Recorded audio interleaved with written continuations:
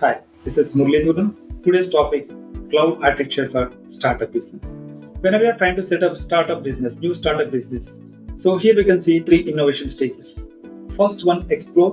Second one, expand. Third one, extract. First, let us see explore stage. In this stage, we need to find out the right market fit product. Right? For this, we need multiple iterations or smaller contributions. Right? So in this stage, we should not focus more into iteration. We need to think about developer velocity.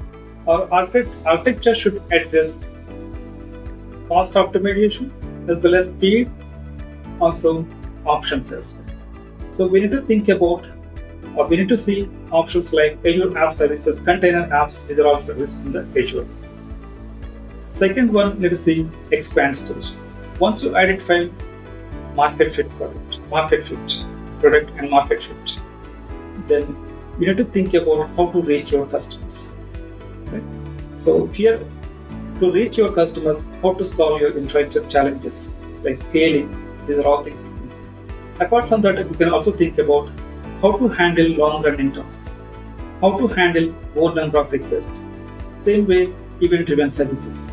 We can see that. Also, we can use the help from artificial intelligence with the help of RAG, retrieval augment generation. Also, we can use multi-region deployment as well.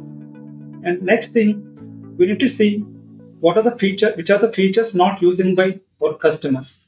We can take it as an option to reduce our infrastructure cost as well. Right? So next stage, let us see extract stage. In this stage, you may reach market limits. So here you need to stable the growth as well. So for that, we need to handle our customer as per the customer requirement. We need to handle our scaling capabilities as well. We need to have more scaling capabilities also.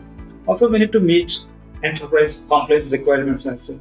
So in this way, we can see three stages: explore, expand, extract. Now let us see our cloud vendors what type of services offering to address the scenarios. So our agenda is we need to minimize the cost as well. Also, we need higher capabilities as well. So here within the Azure, you can see our services like Azure Web App, container apps, also managed databases, also for storage accounts, and you can see for CDN you can use framework. These are all services you can see that. So please see the documentation below. If you like this video, please share it. See you in the next video.